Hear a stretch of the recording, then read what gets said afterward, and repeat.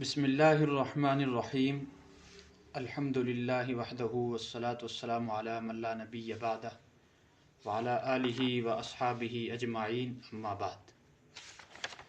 ہمارے تخصص فی الدعوہ والارشاد کے اس دوسرے سمسٹر میں جیسا کہ ہم نے ترتیب بنائی تھی کہ انشاءاللہ مغربی تہذیب اور مغربی ثقافت، مغربی دنیا میں، مغربی فلسفے میں مروجہ مختلف نظام ہائے زندگی کے حوالے سے ہم بات کریں گے، اور اس کے پیچھے ہم نے فلسفے پر الحمدللہ بات کی تھی کسی حد تک، اور ہم نے آپ کو یہ بھی بتایا تھا کہ اس فلسفہ ہمارا فی الحال اصل ٹارگٹ نہیں ہے، کیونکہ آپ لوگوں نے پیچھے آپ کے پاس خلفیہ موجود نہیں ہے اور آپ لوگوں نے پہلے فلسفہ پڑھا ہوا نہیں ہے، تو اس لیول پر فلسفے کو سمجھنا یہ آپ کے لیے ضروری نہیں ہے۔ صرف فلسفے کا تعارف کرایا گیا، مختلف اس کے ادوار بتائے گئے، یونانی فلسفے کا، اس کے بعد پھر اسلامی فلسفے کا، اور اس کے بعد جدید مغربی فلسفہ اور اس کے مختلف جو مکاتب فکر تھے، جیسے ریشنلزم یعنی عقل پرستی، اسی طرح سے تجربیت پسندی اور مادیت پسندی وغیرہ۔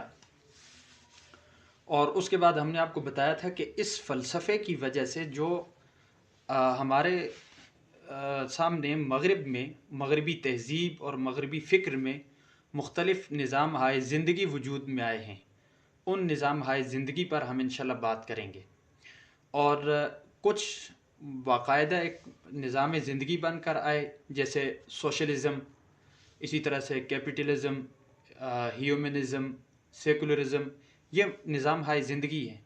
کچھ ان کے تحت صرف نظریات ہیں، جیسا کہ ریشنلزم، یہ اب نظام زندگی نہیں ہے، لیکن اس کا مطلب ہوتا ہے عقل پرستی، اور عقل پرستی ایک نظام زندگی نہیں ہے لیکن نظام زندگی کا جزو ہے، ایک نظریہ ہے۔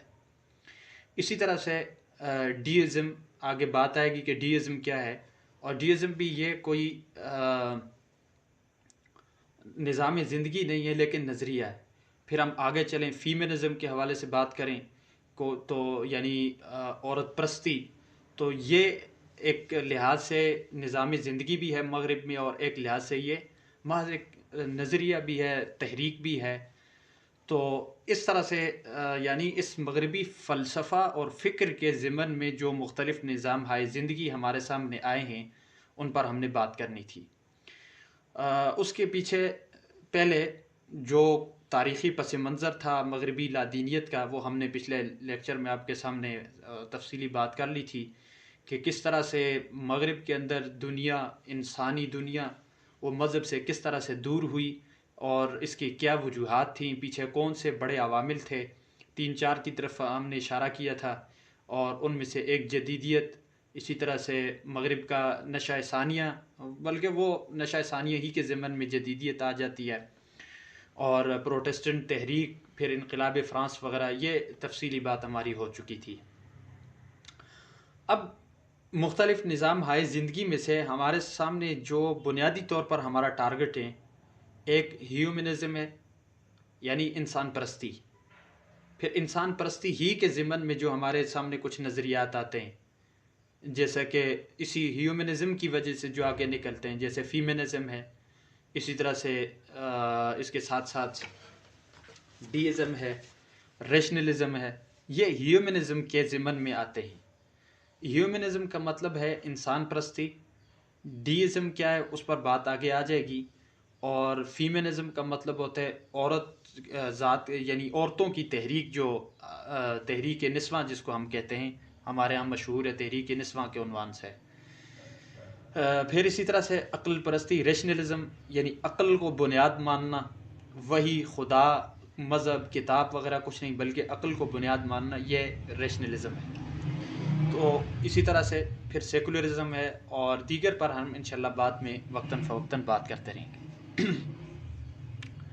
ہیومنزم، سب سے پہلے اس کا تاریخی پس منظر تھوڑا سا آپ کے سامنے رکھتے ہیں۔ ہمارا آج کا موضوع بھی یہی ہے، ہیومنزم ایک تنقیدی، تحقیقی اور تنقیدی مطالعہ۔ پہلے ہم ہیومنزم کا ایک تعارف کریں گے، اس کے حوالے سے تحقیق کریں گے یہ ہے کیا چیز، اس کا تاریخی پس منظر کیا ہے، اس کے اسباب کیا ہیں، اور پھر اس کے اجزائے ترکیبی کیا ہیں اور اس کے نتائج کیا نکلے ہیں، اور پھر یہ کہ اس کا رد کیسے کیا جا سکتا ہے، یعنی اسلام کی نظر میں ہیومنزم کیا چیز ہے، اس پر انشاءاللہ ہم بات کریں گے۔ ہیومنزم کا تاریخی پس منظر اگر ہم بیان کریں تو آپ کو یاد ہوگا میں نے جدیدیت کے حوالے سے بات کرتے ہوئے آپ کو بتایا تھا کہ 15ویں 16ویں صدی عیسوی یہ وہ ہیں، ان کو قرون وسطیٰ بھی کہا جاتا ہے۔ قرون وسطیٰ میں یعنی 15ویں 16ویں 17ویں صدی ہجری میں عیسوی میں مغرب میں مختلف نظریاتی، معاشرتی، تہذیبی، ثقافتی، معاشی اور سیاسی افکار انہوں نے مغربی دنیا میں جنم لیا۔ اس موقع پر انسان کو حقیقت اعلیٰ تسلیم کیا گیا، اور انسان کو حقیقت اعلیٰ تسلیم کرنا یہی ہیومنزم کہلاتا ہے۔ اس کا بطور خاص جو پرچار ہوا ہے یہ 15ویں صدی کے نصف سے لے کر 17ویں صدی کے نصف تک کی بات ہے۔ 15ویں صدی کے نصف سے لے کر 17ویں صدی کے نصف تک کی بات ہے، یہ بطور خاص جو اس کا پرچار ہوا ہے۔ 15ویں صدی میں کیا کچھ ہوا اس کے حوالے سے میں نے مغربی لادینیت میں بھی بات کی، جدیدیت کے حوالے سے بھی بات کی۔ 15ویں 16ویں 17ویں یہ 2 صدیاں ایسی ہیں، یعنی 15ویں کے درمیان سے 17ویں کے درمیان تک، کہ اس دور میں ہیومنزم کا بطور خاص پرچار ہوا۔ انسان کو حقیقت اعلیٰ تسلیم کیا گیا اور اللہ، مذہب اور کتاب، آسمانی تعلیمات وغیرہ سے، وحی سے، ان چیزوں سے انحراف کیا گیا، ان چیزوں سے علیحدگی اختیار کی گئی۔ اس کے پیچھے بڑے اسباب یا عوامل کیا تھے ہیومنزم کے پیچھے؟ ایک ہے پروٹیسٹنٹ تحریک، دوسری چیز ہے مغربی مذہبی جنگ بندی کے اختتام پر معاہدہ، ٹریٹی آف ویسٹ فیلیا کے نام سے ایک معاہدہ ہوا تھا، وہ معاہدہ یہ 1648 میں ہوا تھا۔ پھر اسی طرح سے سائنس اور مذہب کا آپس میں تصادم، اور چوتھی چیز ہے قدیم علوم و ثقافت کی تجدید۔ یہ کیا چیز تھی؟ آئیے اس کے حوالے سے ذرا سی بات کرتے ہیں۔ سب سے پہلے بنیادی جو عامل ہے جس کی وجہ سے ہیومنزم کو بطور خاص رواج ملا، وہ پروٹیسٹنٹ تحریک۔ میں نے مغربی لادینیت کے لیکچر میں آپ کو تفصیلاً بتایا تھا کہ پروٹیسٹنٹ تحریک کیا ہے، اس کے نتائج کیا نکلے ہیں، کب سے شروع ہوئی، کیوں شروع ہوئی، سب کچھ میں بتا چکا تھا۔ بہرحال یہاں یہ ذکر کرنا مقصود ہے کہ انسان پرستی کے فروغ میں جو ایک بنیادی عمل ہے وہ پروٹیسٹنٹ تحریک ہے۔ مغربی دنیا تقریباً 1200 سال سے کلیسائی نظام کے تحت منظم چلی آ رہی تھی۔ کلیسا کے پاس اتھارٹی ہوتی تھی اور کلیسا ایک محکمے کی شکل اختیار کر چکا تھا۔ کلیسا کے پوپ، کلیسا والے جو کچھ جس چیز کا اختیار دیتے، جس چیز کا وہ فتویٰ دیتے، تحلیل تحریم کا، یہ چیز فلاں چیز حلال ہے، فلاں چیز حرام ہے، یا پھر اسی طرح سے فلاں چیز جائز ہے، فلاں چیز ناجائز ہے۔ تو یہ کلیسا کی جو اتھارٹی تھی اور کلیسائی لوگوں کی جو اتھارٹی تھی، یہی اسی کو ایک مذہب پسندی سمجھا جاتا تھا، یہ مذہبیت یہی تھی۔ لیکن 1517 میں، بلکہ یوں کہیے کہ 15ویں اور 16ویں صدی میں مغرب میں مذہب کے خلاف کچھ باتیں کی جانے لگیں۔ 14ویں صدی میں ہوئی، اسی طرح سے 15ویں صدی میں ہوئی۔ 1517 کی بات ہے، بطور خاص جو اس کے خلاف مذہب اور کلیسائی نظام کے خلاف تحریک اٹھی، پروٹیسٹنٹ تحریک۔ 1517 میں جرمن کے ایک بہت بڑے چرچ پر مارٹن لوتھر کنگ نے 95 نکات پر مشتمل ایک احتجاجی اعلامیہ لگایا کہ یہ ہمارے 95 نکات ہیں، اور اس سب کچھ کا لب لباب یہ ہے کہ مغرب میں جو کلیسا کے پاس اتھارٹی ہے، جو پوپ کو اتھارٹی دی ہوئی ہے، یہ نہیں ہونی چاہیے، بلکہ انسان اور خدا کے درمیان کسی مذہبی نمائندے کا کوئی تعلق نہیں ہونا چاہیے۔ انسان کا خدا سے براہ راست تعلق ہونا چاہیے، اور جو نظام زندگی ہے اور کلیسائی نظام ہے اس میں اتھارٹی یہ بائبل کو ہونی چاہیے، بائبل کے ہوتے ہوئے کسی پوپ کو یہ اتھارٹی حاصل نہیں ہونی چاہیے۔ اس نقطے کی بنیاد پر، بلکہ یہی نقطہ اختلاف تھا کہ آیا مذہب کی اتھارٹی بائبل کے پاس ہے یا پھر پوپ کے اجتہاد پر ہے، مذہبی نظریات یا پھر مغربی معاشرتی زندگی، اس کی اتھارٹی کس کے پاس ہے؟ کیا وہ بات تسلیم کی جائے جو بائبل بتاتی ہے، یا وہ بات تسلیم کی جائے جو پوپ بتاتا ہے؟ یہ نقطہ اختلاف تھا۔ کلیسائی نظام میں ظاہر ہے اجتہاد کرتا تھا پوپ، اور پوپ کو یہ اتھارٹی دی ہوئی تھی، تو اس اتھارٹی کی بنیاد پر یہی کلیسا کا نظام ایک لحاظ سے منظم تھا۔ لیکن 1517 کے اس جون 1517 غالباً یہ 13 جون بنتا ہے یا اس طرح سے، جون 1517 کو مارٹن لوتھر کنگ نے یہ احتجاج کیا کہ مغرب میں کلیسائی نظام جو ہے یہ درست نہیں ہے، پوپ کے پاس کوئی اتھارٹی نہیں ہونی چاہیے بلکہ بائبل کے پاس اتھارٹی ہونی چاہیے۔ اس بنیاد پر اس نے احتجاج کیا اور 95 نکات لکھ کر جرمن کے ایک بہت بڑے چرچ پر لگا دیے۔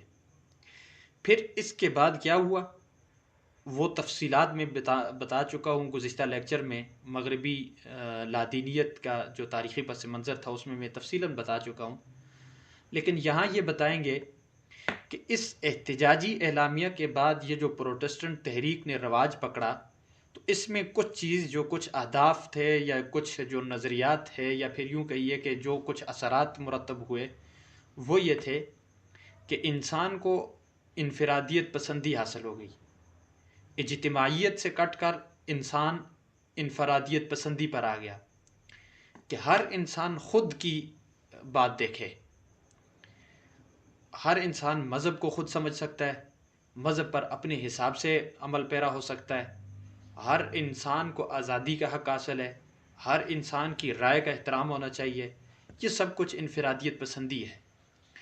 تو اس پروٹسٹنٹ تحریک کے نتیجے میں ایک اس انفرادیت پسندی نے جنم لیا۔ اب دیکھیں جہاں پر مذہب کو ہر شخص اپنے حساب سے سمجھنے کی کوشش کرے گا انفرادیت کے تحت، یعنی انفرادیت پسندی کے تحت مذہب کو جب سمجھنے کی کوشش کرے گا، ممکن ہے وہ ایک عرصے تک مذہب کو فالو کرے، لیکن وہ بھی اپنی خواہشات کے مطابق فالو کرے گا، جس کو جس طرح سے مذہب کی سمجھ آئے گی اس طرح وہ اس پر عمل پیرا ہوگا، کرتے کرتے کرتے کسی کی عقل کیا کہے گی، کسی کی عقل کیا کہے گی، ایک وقت وہ آئے گا کہ انسان مذہب سے بیزار ہو جائے گا۔ ظاہر ہے اس کی جو خواہش ہے، اس کی ایک فکر ہے اور اس کا جو نظریہ ہے اس کے مطابق مذہب ہے نہیں، وہ اس کے مطابق کرنے کی کوشش کرے گا، تو آخر کار مذہب انسان کی زندگی سے ہی نکل جائے گا۔ اور ایسا ہی ہوا اس پروٹسٹنٹ تحریک کے وجہ سے، اور پروٹسٹنٹ تحریک کا جو سب سے بڑا اثر پڑا انفرادیت پسندی کا، اس انفرادیت پسندی نے انسانی دنیا میں کیا کیا، مذہب کو انسان کی زندگی سے نکال دیا۔ جب مذہب انسان کی زندگی سے نکل گیا تو پھر انسان نے کیا سوچا؟ انسان نے یہ سوچا کہ یہ مذہب جب میری عقل کے مطابق نہیں ہے، اس کا مطلب ہے مذہب کوئی چیز ہی نہیں ہے، مذہب کوئی آسمانی چیز نہیں ہے، بلکہ یہ صرف اس کا مذہبی دنیا کا بنائے ہوئے تصورات اور نظریات ہیں، پوپ کا اور اسی طرح سے کلیسا والوں کے بنائے ہوئے یہ تصورات اور نظریات ہیں، مذہب کوئی آسمانی چیز نہیں ہے۔ ظاہر نتیجہ پھر یہی نکلنا تھا، جب آسمانی چیز نہیں ہے تو اس پر عمل پیرا ہونا بھی ضروری نہیں ہے، جب عمل پیرا ہونا ضروری نہیں ہے تو اس کا مطلب یہ ہے کہ انسان کسی مذہب کا پابند ہی نہیں ہے، اور جو کسی مذہب کا پابند نہ ہو، جو کسی کتاب کا پابند نہ ہو، جو کسی اخلاقی اقدار کا پابند نہ ہو، تو اس کا مطلب یہ کہ اس کے پاس اتھارٹی ہے۔ لہٰذا نتیجہ یہ نکلا کہ انسان کے پاس کیا ہے؟ اتھارٹی ہے، انسان سے اوپر کوئی حقیقت نہیں ہے، سب سے اعلیٰ حقیقت انسان ہے۔ یہ کس کی وجہ سے؟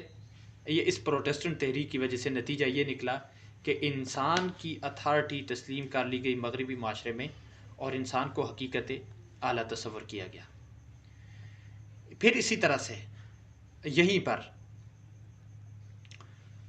جب انسان نے مذہب کو عقل کے مطابق سمجھنا چاہا تو ظاہر ہے اب ہر کسی کی عقل مختلف ہوتی ہے. ایک انسان کی عقل نے مذہب کو اپنے حساب سے سمجھا، دوسرے انسان کی عقل نے مذہب کو اپنے حساب سے سمجھا. اب مذہب کو عقل کے تابع کر دیا اور اپنی عقلوں کے حساب سے مذہب کو سمجھنے کی کوشش کی جانے لگی. جب مذہب عقل کے تابع نہیں ہوا، ظاہر ہے مذہب ہوتا ہے، وہ عقل کے مطابق ضروری تو نہیں ہے کہ عقل کے مطابق ہو. تو دنیا نے یہ سمجھا کہ جو چیز عقل میں نہیں آتی اس کا مطلب وہ حقیقی ہے ہی نہیں. جو چیز عقل میں نہیں آتی تو وہ حقیقت ہی نہیں ہونی چاہیے. یہ کہہ کر مذہب کا انکار کر دیا گیا اور پھر عقل کو معرفت اور حقیقت کی بنیاد بنا دیا گیا کہ جو عقل کہے گی درست ہے وہ درست ہے، جو عقل کہے گی غلط ہے وہ غلط ہے. عقل کسی چیز کو حلال سمجھتی ہے تو وہ حلال ہے، عقل کسی چیز کو حرام سمجھتی ہے تو وہ حرام ہے، عقل کسی چیز کو جائز سمجھتی ہے تو وہ جائز ہے، عقل کسی چیز کو ناجائز سمجھتی ہے تو وہ ناجائز ہے. یعنی عقل کو اتھارٹی مل گئی، عقل کو بنیاد مل گئی، اور جہاں پر عقل کو بنیاد مل گئی، اتھارٹی مل گئی، تو ظاہر مذہب ختم، وہی ختم، خبر صادق ختم. یعنی وہی یا مذہب یا آسمانی الہام، یہ سارا تمام تر تصورات ہی ختم ہو گئے. لہٰذا اس عقل کو اتھارٹی دینے اور مذہب کو انفرادیت کے تحت لا کر سمجھنے کی وجہ سے کیا ہوا، مذہب انسانی دنیا سے ختم ہو گیا، انسانی زندگی سے نکل گیا، اور انسان کو کیا سمجھا گیا، حقیقت اعلیٰ سمجھا گیا. پھر اسی پروٹسٹنٹ تحریک اور کیتھولک مذہبی جو علاقے تھے، مذہبی جو جن جگہوں میں، جن ممالک میں جو کیتھولک نظام قائم تھا، ان کی آپس میں جنگیں شروع ہوئیں.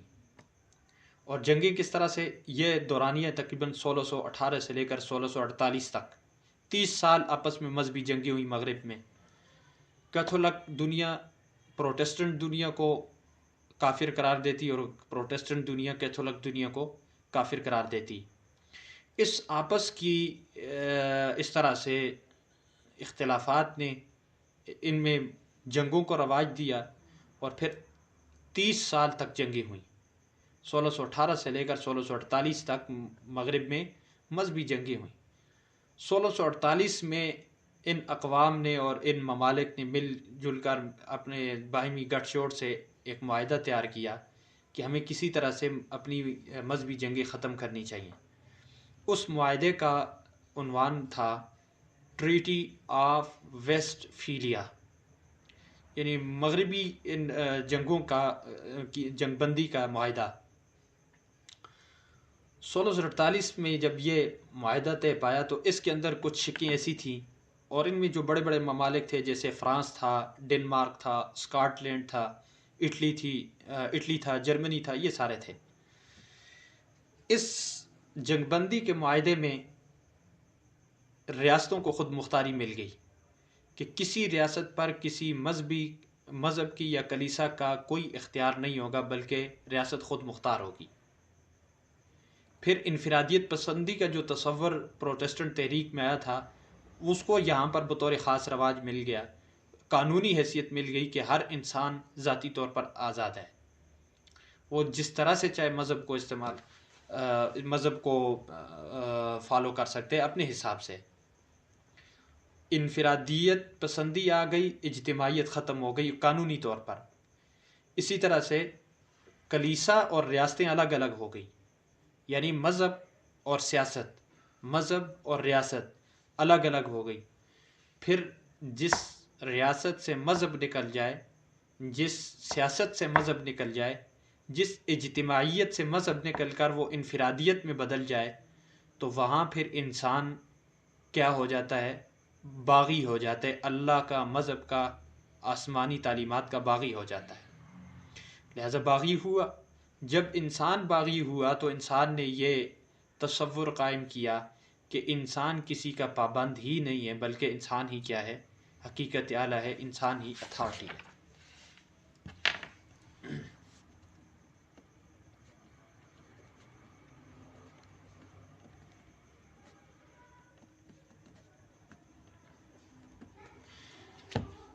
پھر اس کے بعد تیسری چیز ہے سائنس اور مذہب کا تصادم. 17ویں صدی میں جس وقت سائنسی رجحانات، سائنسی بنیادیں جس وقت معاشرے میں قائم ہوئی، اس وقت بہت سارے ایسے سائنسدان تھے جن کا مذہب سے بھی تعلق تھا، جیسے رینے ڈیکارٹ ہے، کیا نام ہے اس کا، گیلیلیو ہے، اسی طرح سے کوپرنیکس ہے وغیرہ. یہ کچھ ایسے فلاسفہ ہیں، ایسے کچھ سائنسدان ہیں کہ جن کا تعلق تھا مذہب کے ساتھ بھی. بلکہ ان میں سے یہ ڈیکارٹ ہو گیا، ایڈورڈ وغیرہ ہو گیا، یہ لوگ تو باقاعدہ خود کلیساؤں کے پادری تھے. لیکن جب سائنسی نظریات ان پر اثر انداز ہوئے تو انہوں نے مذہب سے کیا کرنا شروع کیا، سوالات کرنے شروع کیے اور مذہب کو سائنسی بنیادوں پر سمجھنا شروع کیا. لیکن ظاہر ہے اب مذہب ہے، سائنس سائنس ہے. اور پھر مغربی کلیساؤں کو یہ ڈر بھی ہوا کہ اگر اس طرح سے عقلی باتیں سامنے آنے لگی، سائنسی باتیں سامنے آنے لگی، تو مذہبی نظریات کو اور مذہبی نظام کو، کلیسائی نظام کو دھچکا لگ جائے گا بہت بڑا. لہٰذا مغربی کلیساؤں نے ایسے لوگوں پر فتویٰ لگانا شروع کر دیا کہ یہ لوگ دہری ہیں، یہ لوگ گمراہ ہیں، ان کا مذہب کے ساتھ کوئی تعلق نہیں ہے. جب مذہبی طرف سے اس طرح کا پرتشدد رویہ اختیار کیا گیا تو اس کا نتیجہ یہ نکلا کہ وہ لوگ جو سائنسی سوالات اور عقلی سوالات لے کر مذہب کو سمجھنا چاہتے تھے، انہوں نے مذہب کا ہی انکار کر دیا، کیونکہ انہیں جوابات نہ ملے. جب جوابات نہ ملے تو مذہب کا کیا ہو گیا، انکار ہو گیا. پھر اس طرح سے سائنس اور مذہب کے بنیادی نظریات میں آپس میں تصادم آ گیا. وہ بنیادی نظریات کیا تھے؟ مذہبی نظریات ان میں سے یہ تھے کہ 3 نظریات میں بتاؤں گا. ایک نظریہ یہ تھا کہ یہ کائنات ساری کی ساری خاص یہ ساری کی ساری کائنات کسی روحانی قوت کے تحت کنٹرول شدہ ہے. یعنی اس پوری کائنات کو کوئی روحانی قوت چلا رہی ہے اور روحانی قوت کے کنٹرول میں ہے. یہ مذہب کا نظریہ تھا. دوسرا یہ کہ یہ جو کائنات ہے اس کا کوئی غایت ہے، اس کی کوئی مقصد ہے، جب مقصد پورا ہو جائے گا کائنات ختم ہو جائے گی. تیسرا مذہبی نظریہ یہ تھا کہ عالم، یہی کائنات ہمیں اخلاقی سبق سکھاتا ہے، اخلاقی درس دیتا ہے. جیسے ہم سورج چاند کو دیکھتے ہیں، بر وقت اپنی ڈیوٹی سر انجام دینا، اس کا مطلب یہ ہے کہ ہمیں کوئی سبق مل رہا ہے کہ ہمیں بھی کسی ذات نے جو جس ڈیوٹی پر ہمیں لگایا اس کی ڈیوٹی ہمیں پوری ٹائم پر ادا کرنی چاہیے. یعنی کوئی بھی اس طرح سے اخلاقی ہمیں اسباق دیتے ہیں. یہ مذہبی نظریات تھے. سائنس نے آ کر ان نظریات کا رد کیا کہ سائنس نے کہا کہ عالم یعنی کائنات کسی روحانی قوت کے کنٹرول میں نہیں ہے، کسی روحانی قوت کے کنٹرول میں نہیں ہے، بلکہ یہ فزیکل اصولوں پر چلتا ہے. ساری فطرت، یہ ساری کائنات کس پر چلتی ہے؟ فزیکل اصولوں پر چلتی ہے، اور یہ فزیکل اصولوں کے تحت کنٹرول شدہ ہے، کسی روحانی قوت یا کسی الہ کے کنٹرول میں نہیں ہے. پھر اسی طرح سے سائنس نے یہ نظریہ پیش کیا کہ کائنات ازل سے تھی، ابد تک رہے گی، کائنات قدیم ہے، کائنات ختم ہونے والی چیز نہیں ہے. لہٰذا جب یہ ازل سے تھی اور ابد تک رہے گی تو اس کا کوئی مقصد بھی نہیں ہے، کوئی غایت بھی نہیں ہے، بلکہ یہ ہمیشہ تھی، ہمیشہ رہے گی.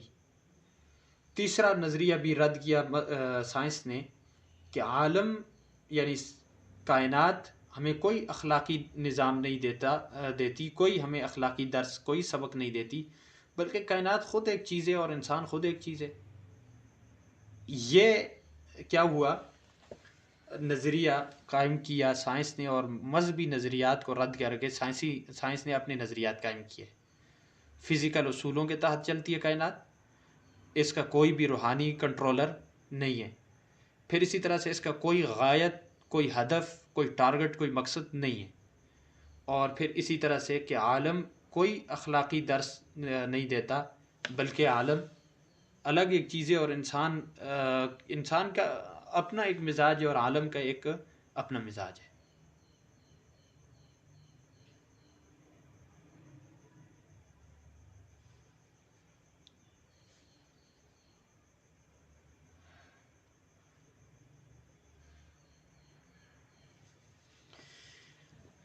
اس طرح سے آپس میں ان کا کیا ہوا؟ تصادم ہوا۔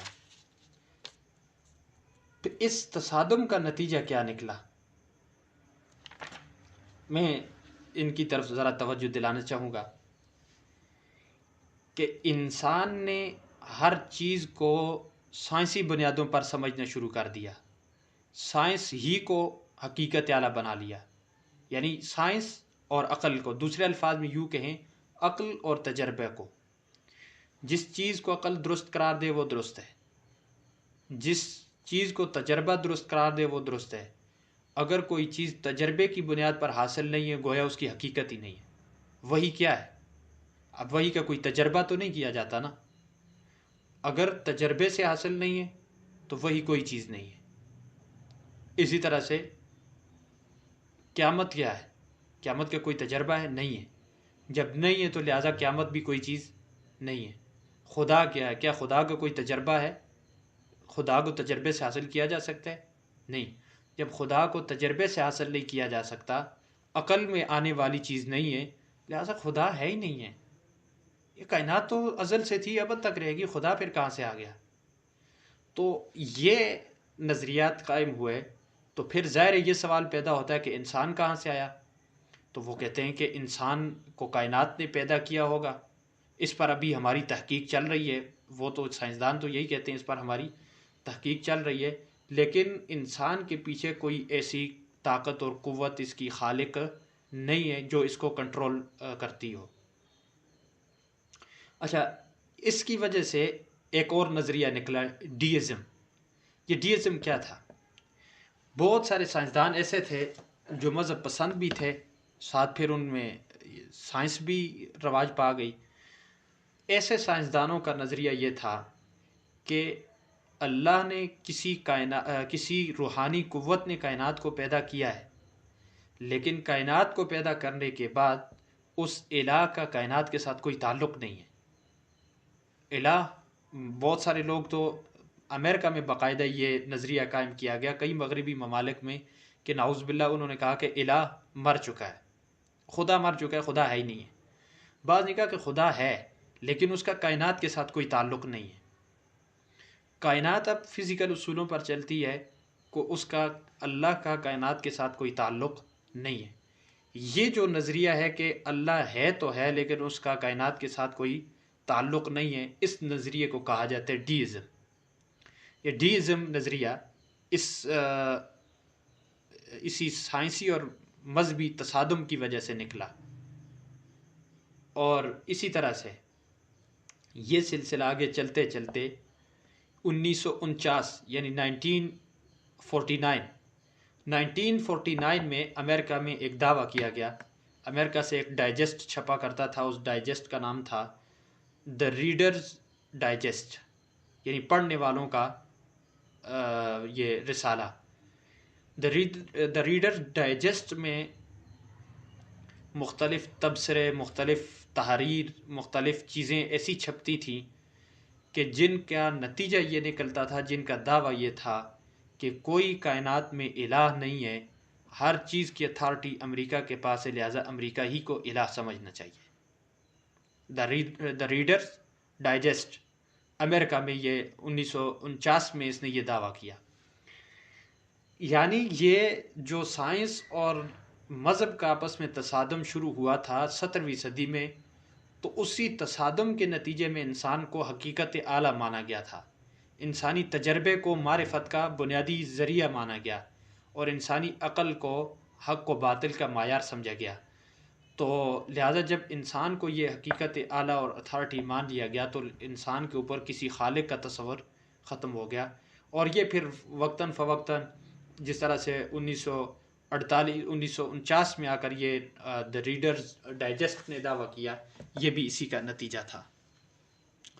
اور پھر 1948 میں جو ہیومن رائٹس چارٹر جو بنا، 30 نکات پر مشتمل، امریکہ میں بلکہ اقوام متحدہ کے اشتراک سے بنا، اس پر انشاءاللہ امید ہے ہمارا جو اختتامی وہ ہوگا سمسٹر ہوگا اس میں شاید اس کے حوالے سے ہماری انشاءاللہ بات ہو بھی جائے، ہیومن رائٹس چارٹر کے حوالے سے۔ بہرحال اس میں یہ بتایا گیا کہ انسان کو ان اصولوں کا پابند ہونا چاہیے، اس کے علاوہ کسی اصول کے پابند کے ہونے کی ضرورت نہیں ہے۔ تقریباً 30 نکات پر مشتمل ہے وہ ہیومن رائٹس چارٹر جو ہے امریکہ میں جو بنا تھا 1948 میں اقوام متحدہ کے اشتراک سے۔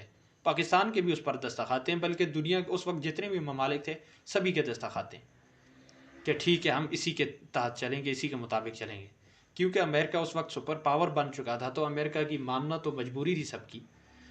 تو وہ انسان کے بنائے ہوئے اصول اور انسان کے قائم کردہ یہ قوانین اب یہی دنیا میں حقیقت اعلیٰ تسلیم کیے جاتے ہیں۔ اس کے علاوہ کسی مذہب وغیرہ کا پابند ہونا انسان کے لیے ضروری نہیں ہے۔ یہ ہے کیا؟ ہیومنزم۔ ہیومنزم کہ یہ میں نے کچھ آپ کو تاریخی پس منظر بھی بتا دیا اور کچھ بنیادی عوامل بھی بتا دیے، سائنس اور مذہب کا تصادم، پروٹسٹنٹ تحریک کے اثرات اور نتائج وغیرہ، اور اسی طرح سے ایک اور چیز بھی میں نے آپ کو بتائی تھی، ویسٹ فیلیا، ٹریٹی آف ویسٹ فیلیا جو 1648 میں جنگ بندی کا معاہدہ ہوا تھا۔ اور پھر اسی طرح سے سائنس، یہ ایک اور چیز میں نے آپ کو بتائی تھی، قدیم علوم و ثقافت کی تجدید۔ جب مغرب میں یہ سائنسی نظریات دوبارہ سے متعارف ہوئے اور عقل کو جب بنیاد مانا گیا، تو یونان اور روم کے قدیم علوم و ثقافت کو دوبارہ سے رواج دیا گیا۔ ثقافت کیا تھی، تہذیب کیا تھی روم کی بھی اور اس کی یونان کی بھی، کہ بتوں کی تنصیب، جگہ جگہ بت لگا لینا، وہ بھی ننگے قسم کے بت، اسی طرح سے عریان تصاویر کی عام تشہیر، اور پھر اسی طرح سے غیر اخلاقی پارٹیاں قائم کرنا، پارٹیاں کرنا جگہ جگہ، یہ ساری چیزیں دوبارہ سے رواج پا گئیں۔ یہ اس وجہ سے رواج پا گئیں کہ انسان خود مختار ہے، انسان کو کسی بھی مذہب یا کسی بھی اجتماعی قانون کا پابند ہونا ضروری نہیں ہے۔ تو یہ چیزیں مغربی معاشرے میں آ گئی۔ اب اگلی بات ہے ہیومنزم کے اجزائے ترکیبی کیا ہیں، یعنی ہیومنزم کا یہ جو نظریہ ہے یا جو ہیومنزم ایک نظام زندگی بن چکا، یہ کن چیزوں کا پرچار کرتا ہے۔ اس میں چند چیزیں تقریباً 8-10 نکات میں آپ کے سامنے رکھوں گا مختصراً۔ ایک ہے انسان کی مرکزیت۔ اس کا مطلب یہ ہے کہ میں جیسا بتا چکا کہ انسان کسی مذہب، کسی قانون، کسی الہ، کسی وحی کا پابند نہیں ہے، بلکہ حقیقت اعلیٰ انسان ہے۔ جب حقیقت اعلیٰ انسان ہے تو اس کو کسی کا بھی پابند ہونا ضروری نہیں ہے۔ یہ انسان کی مرکزیت۔ نمبر 2، عقل اور تجربہ حقیقت و معرفت کا معیار ہے، یعنی جو چیز عقل جائز قرار دے، درست قرار دے، یا تجربہ درست قرار دے، جائز قرار دے، وہ درست ہے، وہ جائز ہے۔ جس کو عقل یا تجربہ باطل قرار دے تو وہ باطل ہے، چاہے مذہب اس کے بارے میں جو بھی کہے۔ لیکن عقل نے جس بات کو یا تجربے نے جس بات کو مان لیا، تسلیم کر لیا، بس وہ تسلیم شدہ ہے۔ جس کا انکار عقل نے یا تجربے نے کر دیا تو وہ چیز تسلیم نہیں کی جا سکتی۔ تیسری چیز ہے اخلاقی خود مختاری۔ اخلاقی خود مختاری کا مطلب یہ اخلاق کیا ہونا چاہیے۔ ہمارے ہاں تو اخلاق کیا ہے، اخلاق میں باقاعدہ مذہب کو فالو کیا جاتا ہے، لیکن مغربی معاشرے میں اخلاق کا مطلب یہ ہے کہ جس کو انسانی معاشرے کی اکثریت تسلیم کر لے بس وہ اخلاق ہے۔ مثال کے طور پر اگر بالکل شارٹ لباس پہننا جو انسان کے صرف سینے پر اور انسان کی شرمگاہوں پر پورا آتا ہو، اس کو اگر معاشرے کی اکثریت تسلیم کر لے تو ٹھیک ہے، سب کو وہی تسلیم کرنا چاہیے، یہ اخلاق ہے۔ سمجھ آئی؟ اسی طرح سے اگر سر عام مطلب فرینڈ شپ کرنا، ریلیشن شپ، اور سر عام سڑکوں پر مرد عورت کا ایک ساتھ گھومنا وغیرہ، یہ سب کچھ اگر اس کو انسانی اکثریت نے تسلیم کر لیا ہے تو یہ کیا ہے؟ اخلاق ہے۔ یعنی جو بھی چیز، چاہے وہ مذہب کے حساب سے اس کا جو بھی حیثیت ہو، حرام ہو، حلال ہو، یا جو بھی ہو، لیکن اس کو اگر کسی بھی معاشرے کی اکثریت تسلیم کر لے تو یہ کیا کہلائے گی؟ اخلاق کہلائے گا۔ اگلی چوتھی چیز ہے دنیاوی زندگی کی اہمیت۔ یہ جو دنیاوی زندگی ہے یہی اصل چیز ہے، اس کے بعد آخرت ہے یا نہیں یہ کس نے دیکھا ہے؟ اگر ہوئی تو تب دیکھیں گے نا، ابھی سے اس کے بارے میں کیا سوچیں؟ فی الحال ہمیں دنیا کے اندر ہائی لیول پر رہنا چاہیے، ہمارے پاس کوٹھی بنگلہ مکان ہر چیز ہونی چاہیے، اور اپنے حساب سے رہن سہن رکھنا چاہیے، اپنا جسم ہے اس کی اپنی مرضی ہونی چاہیے، جیسے وہ چاہے جہاں چاہے جا سکتا ہے، جو چاہے وہ کر سکتا ہے۔ یعنی یہ انسان کو یعنی دنیاوی زندگی کی بہت زیادہ اہمیت دلا دی گئی، کس طرح سے وہ اپنی مرضی سے کما سکتا ہے، اپنی مرضی سے لگا سکتا ہے، جہاں چاہے وہ رہ سکتا ہے، خاندان میں رہے تو رہ سکتا ہے، خاندان کو اگر ختم کرنا چاہے ختم کر سکتا ہے۔ یہ دنیاوی زندگی کی اہمیت۔ انسانی آزادی، وہی جو میں نے آپ کو بتایا کہ انسان کو کسی بھی مذہب، کسی خاندانی نظام اور کسی بھی قانون یا کسی بھی اجتماعیت کا پابند ہونے کی ضرورت نہیں ہے۔ انسان آزاد ہے، نہ تو وہ کسی مذہب کا پابند ہے، وہ نہ کسی الہ کا پابند ہے، نہ وہ کسی اجتماعی قوانین کا پابند ہے، اور نہ ہی وہ کسی خاندانی نظام کا پابند ہے۔ انسان آزاد ہے۔ پھر اسی طرح سے آزادی اظہار رائے، ایک انسان جو چاہے وہ کہہ سکتا ہے، وہ کسی کا غلام تو نہیں ہے، اس کی زبان کسی کی پابند تو نہیں ہے، وہ جو چاہے کہے۔ نعوذ باللہ اگر وہ کسی نبی کی توہین بھی کرتا ہے تو یہ اس کا حق ہے، وہ کہہ سکتا ہے۔ سمجھ آئی؟ اگر کوئی انسان کسی کی نبی کی توہین بھی کرتا ہے تو یہ اس کا حق ہے، وہ کر سکتا ہے۔ یہ ہیومن رائٹ کے ترکیبی عناصر میں سے ایک اہم عنصر ہے کہ انسان کو آزادی اظہار رائے حاصل ہے۔ وہ اگر کسی کی توہین کرتا ہے تو کر سکتا ہے، وہ اگر کسی بات کو درست کہتا ہے تو اس کی مرضی وہ کہہ سکتا ہے، وہ کسی بات کو غلط قرار دیتا ہے تو اس کی مرضی وہ قرار دے سکتا ہے۔ تو یہ کیا ہے؟ آزادی اظہار رائے۔ پھر سائنس اور تعلیم، کہ سائنس نے جو کہہ دیا وہی اصل ہے، تعلیم وہی ہونی چاہیے جو انسان کو سائنس تک لے جائے، اور سائنس انسان کی زندگی کو بہتر بناتی ہے اور کائنات کو سمجھنے میں مدد دیتی ہے۔ لہذا تعلیم وہی ہونی چاہیے جو انسان کو سائنس کو سمجھنے میں مدد دے، اور سائنس انسان کو کائنات کو سمجھنے میں مدد دیتی ہے۔ تعلیم اس طرح کی ہونی چاہیے، اور سائنس جس سے سائنس کو رواج ملے۔ پھر سیکولر سوچ کا مطلب یہ ہوتا ہے کہ کوئی بھی مذہب کسی بھی ریاست کے ساتھ کوئی تعلق نہیں رکھتا، اور کوئی ریاست مذہب کے ساتھ کوئی تعلق نہ رکھے۔ مذہب الگ چیز ہے، ریاست اور سیاست الگ چیز ہے۔ جیسے ہمارے پاکستان میں یہ جو سیکولر سوچ جس کو ہم کہتے ہیں، وہ یہی تھی کہ سیاست میں اور ریاست میں مذہب کا کوئی دخل نہیں ہونا چاہیے۔ مذہب اپنا کام کرے، مدرسوں میں رہے، مذہب اپنا کام کرے، مسجدوں میں رہے، مذہب اپنا کام کرے، مولویوں میں رہے۔ تو یہ کیا ہے؟ سیکولر سوچ۔ انسانی مساوات کا یہ مطلب ہے کہ مرد عورت آپس میں برابر ہونی چاہیے۔ مرد کو اگر طلاق کا حق حاصل ہے، عورت کو بھی ہونا چاہیے۔ مرد اگر باہر جا کر کما سکتا ہے، عورت کو بھی چاہیے وہ کمائے۔ مرد جس طرح سے آزاد گھوم سکتا ہے، کسی کے ساتھ بھی دوستی لگا سکتا ہے، عورت کو بھی حق حاصل ہے، وہ برابر ہے مرد کے، وہ بھی آزاد گھوم سکتی ہے، وہ بھی کیا کر سکتی ہے؟ کسی کے ساتھ دوستی لگانا چاہے لگا سکتی ہے۔ مرد اگر رات کو 2 بجے واپس گھر آتا ہے، اس کو کوئی پوچھنے والا نہیں ہے، تو عورت 3 بجے بھی آئے تو اس کو کوئی پوچھنے والا نہیں ہونا چاہیے۔ یہ مساوات ہے، یہ تصور ہے مساوات کا۔ پھر اسی طرح سے ماورائی عقائد کی تردید، کہ جس چیز کو عقل تسلیم نہیں کرتی، جو چیز عقل میں نہیں آتی، لہٰذا اس کی حقیقت ہی نہیں ہے۔ وہی کیا ہے؟ دیکھیے عقل میں آتی ہے نہیں آتی، بس ٹھیک ہے، وہی کوئی چیز نہیں ہے۔ نبی کیا ہوتا ہے؟ عقل میں آنے والی چیز ہے؟ نہیں ہے، ٹھیک ہے، کوئی نبی نہیں ہے، نبی ہے ہی کوئی چیز نہیں۔ ہاں بھائی، الہام کیا ہے؟ کتاب کیا ہے؟ عقل میں آنے والی چیز ہے تو ٹھیک ہے، اگر نہیں ہے تو بس ختم۔ فرشتے کیا ہیں، جنات کیا ہیں، عقل میں آتے ہیں ٹھیک ہے، اگر نہیں ہے تو یعنی ہر ماورائے عقل چیز کی تردید کر دینا، ہر اس طرح کے عقیدے کی تردید کر دینا۔ تو یہ بھی ایک اہم عنصر ہے اس کیا کہتے ہیں ہیومنزم کا۔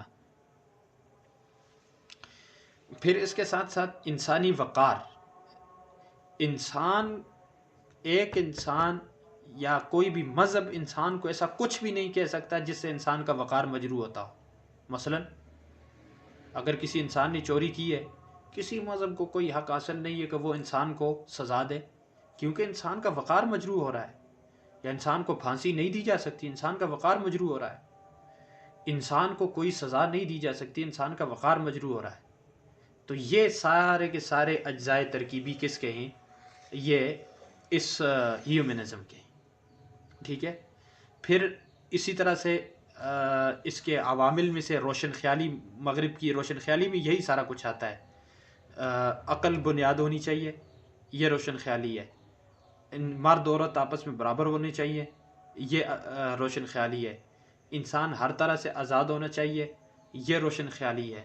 سائنس اور عقل ہی معرفت اور حقیقت کی کا ذریعہ اور بنیاد ہونی چاہیے اور معیار ہونی چاہیے، یہ روشن خیالی ہے۔ اچھا، یہاں تک تو میں نے آپ کو بتایا یہ کیا ہے ہیومن رائٹس، مطلب ہیومنزم کیا ہے اور ہیومنزم کے اجزاء ترکیبی کیا ہیں، اس کے پیچھے بڑے عوامل کیا ہیں۔ اب تھوڑا سا اس کا ہم اسلامی نقطہ نظر سے اس کا جائزہ بھی لیتے ہیں کہ اسلام ہیومنزم کے بارے میں کیا کہتا ہے۔ سب سے پہلی بات، اللہ تعالیٰ فرماتے ہیں بدیع السماوات والارض واذا قضى امرا فانما يقول له كن فيكون۔ زمین و آسمان کو پیدا کرنے والی ذات اللہ ہے، اس کے سوا کوئی بھی نہیں ہو سکتا، اور وہ بھی ایک ہے۔ لو کان فیہما آلہۃ الا اللہ لفسدتا، اگر اس میں دو خدا یا زیادہ ہوتے تو زمین و آسمان کا نظام درم برم ہو جاتا، ہر کسی کا اپنا تقاضا ہوتا، اپنی سوچ ہوتی۔ لیکن جب کائنات کا نظام منظم ہے تو اس کے پیچھے کون ہے؟ کوئی خدا ہے، جبکہ ہیومنزم کیا کہہ رہا تھا کہ کوئی خدا نہیں ہے۔ پھر بدیع السماوات والارض، زمین و آسمان کی تخلیق کرنے والی ذات کوئی خدا ہے۔ دیکھیں کوئی بھی چیز بغیر سبب کے نہیں آ سکتی۔ ایک گلاس آپ کے سامنے پڑا ہوا یا ایک کاپی قلم پڑا ہوا جو آپ کے سامنے پڑی ہوئی ہو، وہ بذات خود وجود میں نہیں آ سکتی، تو یہ پوری کائنات کیسے وجود میں آ سکتی ہے؟ پیچھے کوئی حقیقت ہے، پیچھے کوئی سبب ہے، اور وہ کون ہے؟ وہ اللہ کی ذات ہے۔ پھر اسی طرح سے انسان کو کس طرح سے ہونا چاہیے؟ انسان کے پاس علم کہاں سے آیا؟ اللہ تعالیٰ فرماتے ہیں وَإِذْ قَالَ رَبُّكَ لِلْمَلَائِكَةِ إِنِّي جَاعِلٌ فِي الْأَرْضِ خَلِيفَةً قَالُوا أَتَجْعَلُ فِيهَا مَن يُفْسِدُ فِيهَا وَيَسْفِكُ الدِّمَاءَ وَنَحْنُ نُسَبِّحُ بِحَمْدِكَ وَنُقَدِّسُ لَكَ قَالَ إِنِّي أَعْلَمُ مَا لَا تَعْلَمُونَ۔ یعنی یہ ساری یہ بتاتی ہے کہ انسان کسی خالق کا خلیفہ ہے۔ وَإِذْ قَالَ رَبُّكَ لِلْمَلَائِكَةِ إِنِّي جَاعِلٌ فِي الْأَرْضِ خَلِيفَةً، خالق نے انسان کو خلیفہ بنا کر بھیجا ہے، خود انسان کوئی حقیقت اعلیٰ یا کوئی اتھارٹی نہیں ہے۔ پھر اس کے پاس علم کہاں سے آیا؟ اللہ فرماتے ہیں وَعَلَّمَ آدَمَ الْأَسْمَاءَ كُلَّهَا ثُمَّ عَرَضَهُمْ۔ اسی طرح فرماتے ہیں اِنِّي أَعْلَمُ مَا لَا تَعْلَمُونَ، میں نے آپ کو سکھایا جو تم نہیں جانتے تھے۔ اللہ نے آدم کو اسماء سکھائے، ہر چیز کے نام سکھائے، کائنات، چاند، سورج وغیرہ، یہ جو نام سکھائے یہ اللہ نے آدم کو سکھائے ہیں۔ تو یہ بغیر کسی کے سکھائے کیا کسی چیز کا نام آ سکتا ہے؟ میرے سامنے کوئی بھی چیز پڑی ہو جسے میں نے پہلے زندگی میں کبھی نہ دیکھا ہو، وہ میرے سامنے ہو، کیا میں اس کو اٹھا کر اس کا نام جان سکتا ہوں؟ نہیں جان سکتا۔ جب آپ کائنات میں موجود چیزوں کے نام جانتے ہیں، ہر چیز کو جانتے ہیں، تو اس کا مطلب یہ ہے کہ ان کے شروع سے کوئی نام چلے آ رہے ہیں، تب جانتے ہیں آپ، ویسے ہی مطلب ایسا نہیں۔ دوسری بات، عقل کو کہاں تک رسائی ہونی چاہیے؟ دیکھیں الہ وہ ہوتا ہے جو عقل سے ماورا ہو۔ اگر کوئی عقل کا کریٹر ہے، وہ عقل کا کریٹر، عقل کا خالق ہی اگر عقل میں سما جائے تو وہ پھر خالق کیسا ہوا؟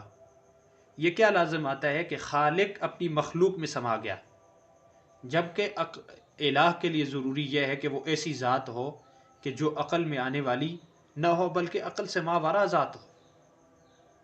اگر عقل سے ماورا ذات نہیں ہوگی، وہ عقل میں سما جانے والی ذات ہوگی، تو پھر تو اس کو خالق ہی تسلیم نہیں کیا جا سکتا۔ یعنی اس طرح اور کئی ایسے بے شمار دلائل ہیں، عقلی دلائل ہیں، نقلی دلائل ہیں، قرآن کے دلائل ہیں جو یہ بتاتے ہیں کہ انسان حقیقت اعلیٰ یا انسان اتھارٹی نہیں ہو سکتی. انسان کو کوئی پیدا کرنے والا ہے. یا ایھا الناس اعبدوا ربکم الذی خلقکم، اس رب کی عبادت کرو جس نے تم کو پیدا کیا ہے. یا ایھا الناس انا خلقناکم من ذکر وانثی وجعلناکم شعوبا وقبائل لتعارفوا، ہم نے آپ کو ایک مرد اور ایک عورت سے پیدا کیا ہے. اس سے بھی پہلے انسان کی تخلیق کے بارے میں قرآن کیا کہتا ہے؟ سورہ نساء آیت نمبر 1، یا ایھا الناس اتقوا ربکم الذی خلقکم من نفس واحدہ، ایک ہی نفس سے اللہ تعالیٰ نے آپ کو پیدا کیا ہے. اور سورۃ الحجرات کیا فرماتے ہیں اللہ تعالیٰ؟ یا ایھا الناس انا خلقناکم من ذکر وانثی، ایک مرد اور ایک عورت سے آپ کو پیدا کیا. یعنی آگے جو افزائش نسل کی ہے وہ اس سے کی ہے. اور سورہ البقرہ آیت نمبر 21، یا ایھا الناس اعبدوا ربکم الذی خلقکم والذین من قبلکم لعلکم تتقون، تمہیں بھی اور تم سے پہلوں کو بھی کس نے پیدا کیا؟ کسی خالق نے پیدا کیا ہے. تو لہٰذا انسان کو پیدا کرنے والی ذات موجود ہے. انسان خود بخود وجود میں نہیں آیا. انسان حقیقت اعلیٰ نہیں ہے. انسان کو سکھانے والی ذات پیچھے موجود ہے. انسان کے پاس جو علم اور تجربے کی جو آخری لیول ہے وہ سائنس یا عقل نہیں ہے. میں ایک مثال دیتا ہوں. دیکھیں، بعض چیزیں انسان حواس سے سمجھتا ہے. حواس کا ایک دائرہ ہے. حواس چھو کر سمجھتا ہے، دیکھ کر سمجھتا ہے، سن کر سمجھتا ہے، چکھ کر سمجھتا ہے، سونگھ کر سمجھتا ہے. مثلا میرے پاس سامنے کاپی پڑی ہوئی ہے. اب میں اس کو دیکھتا ہوں، دیکھ کر ہی مجھے یہ لگتا ہے کہ اس کو کسی نے بنایا ہے. یہ مجھے کہاں سے علم حاصل ہوا؟ دیکھنے سے. یا کوئی نابینا ہو، وہ کسی چیز کو ایسے چھوتا ہے، سامنے دیوار پر ہاتھ لگاتا ہے، وہ سمجھ جاتا ہے یہاں دیوار ہے. یہ علم اس کو کہاں سے حاصل ہوا؟ چھونے کے ذریعے سے. باہر سے کوئی گزر رہا ہے، میں یہاں بیٹھا ہوا ہوں اور گزرتے ہوئے اس نے کوئی آواز دی ہے. اب مجھے آواز پہنچی ہے تو یہ مجھے پتہ چل گیا کہ باہر سے کوئی گزر رہا ہے. یہ میرے پاس علم کہاں سے آیا؟ کانوں کے ذریعے سے. اسی طرح سے میں بیٹھا ہوا، باہر سے کوئی برگر والی ریڑھی گزری ہے، مجھے خوشبو آئی ہے. تو اب میں نے کیا کہا کہ یہاں سے باہر سے کوئی برگر والا گزرا ہے. کیوں؟ اس لیے کہ مجھے خوشبو آئی ہے، مجھے میری حس شامہ نے بتا دیا. لیکن یہ ایک دائرہ ہے. اس دائرے کا جہاں اختتام ہو جاتا ہے وہاں سے عقل کا دائرہ شروع ہو جاتا ہے. پھر عقل کے ذریعے سے علم حاصل ہوتا ہے. مثال کے طور پر اس کی مثال یہ ہے، یہ پنکھا ہے. یہ تو آپ نے بتا دیا کہ اس کو بنایا گیا ہے، یہ خود وجود میں نہیں آیا. آپ نے دیکھ کر بتا دیا. یا آپ کا سر اوپر ٹکرا تو آپ کو پتا چلا یہاں پنکھا ہے. یا آپ نے اسے ہاتھ لگا کر دیکھا، یا آپ نے اس کا کلر وغیرہ دیکھا. لیکن کیا آپ کا ہاتھ یہ بتا سکتا ہے کہ اس کو کاریگر نے بنایا؟ ہاتھ تو نہیں بتا سکتا. یا کیا آپ کی زبان بتا سکتی ہے چکھ کر کہ اس کو کاریگر نے بنایا؟ یا پنکھے کی آواز سن کر آپ کے کان بتا سکتے ہیں کہ اس کو بنانے والا کوئی کاریگر ہے؟ یا آپ کی آنکھیں محض دیکھنے سے یہ بتا سکتی ہیں کہ اس کا بنانے والا کاریگر ہے؟ بلکہ کاریگر کے بارے میں جو خبر دے گی وہ انسان کی عقل دیتی ہے. عقل انسان کی یہ بتاتی ہے کہ اس کے پیچھے کوئی کیا ہے؟ کاریگر ہے. لیکن عقل کا بھی ایک دائرہ ہے. جہاں عقل کا دائرہ ختم ہو جائے وہاں سے آگے وحی کا دائرہ شروع ہو جاتا ہے. مثال کے طور پر جنات کیا ہیں؟ میری عقل کہاں تسلیم کر سکتی ہے کہ جنات کیا ہے؟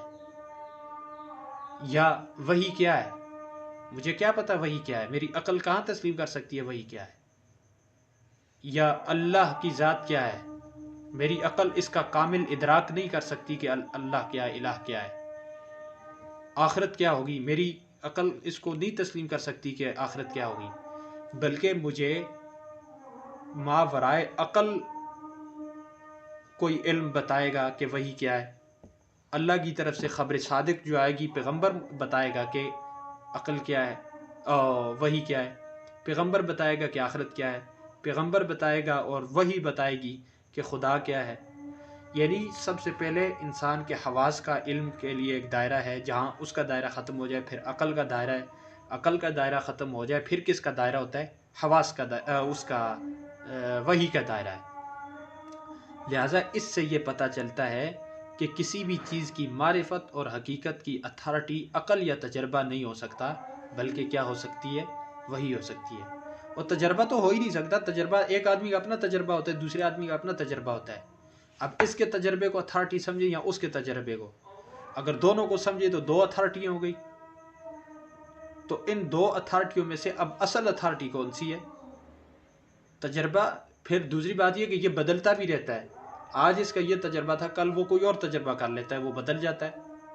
تو تجربے کو تو حقیقت اعلیٰ مانے ہی نہیں جا سکتا، لہٰذا حتمی طور پر یہ ماننا پڑے گا کہ انسان بھی حقیقت اعلیٰ نہیں ہے، انسان کو کوئی پیدا کرنے والا ہے، انسان کے پاس جو علم آتا ہے اس کا بھی آخری لیول عقل یا تجربہ نہیں ہے بلکہ وہی ہے۔ لہٰذا یہ ہیومنزم کی تردید ہوتی ہے باقاعدہ قرآن و سنت کی روشنی میں، اور عقل کے تناظر میں بھی اس کی تردید ہوتی ہے۔ تو یہ آج کا ہمارا ہیومنزم کے حوالے سے ایک لیکچر تھا، ایک تعارفی لیکچر تھا۔ اس پر میں انشاءاللہ آپ لوگوں کو ایک بھیج دوں گا، چھوٹا سا مقالہ سا ہے عبداللہ عمر کراچی والا، جو عبداللہ عمر ہے اس کا لکھا ہوا ہے، تو وہ آپ لوگ سن لیجئے گا، پڑھ لیجئے گا، اور اس پر مزید انشاءاللہ آپ کے سامنے کئی چیزیں آئیں گی جس سے آپ کے لیے آسانی ہو جائے گی۔ جی اس کے حوالے سے کسی کا کوئی سوال ہو تو سوال کیا جا سکتا ہے۔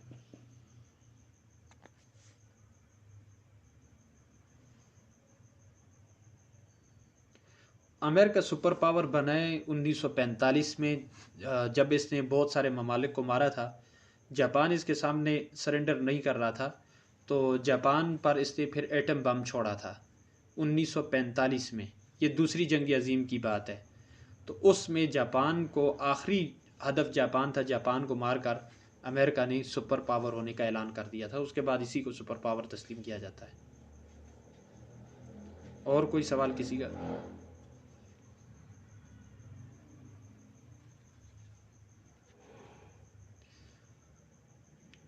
میں نے جو تیاری کی ہے، میں نے تو ظاہر ہے میرا تو الحمدللہ میدان یہی ہے کام کا، میں تو مختلف چیزیں دیکھتا ہوں، پڑھتا ہوں، سنتا ہوں، مجھے اب یہ کنفرم نہیں ہے میں نے کہاں سے لیے، لیکن یہ ہیومنزم کے حوالے سے جو ایک مقالہ ہے چھوٹا سا، وہ میں انشاءاللہ آپ کو بھیجوں گا، وہ پڑھ لیں گے آپ تو تقریباً یہ ساری چیزیں مل جائیں گی انشاءاللہ۔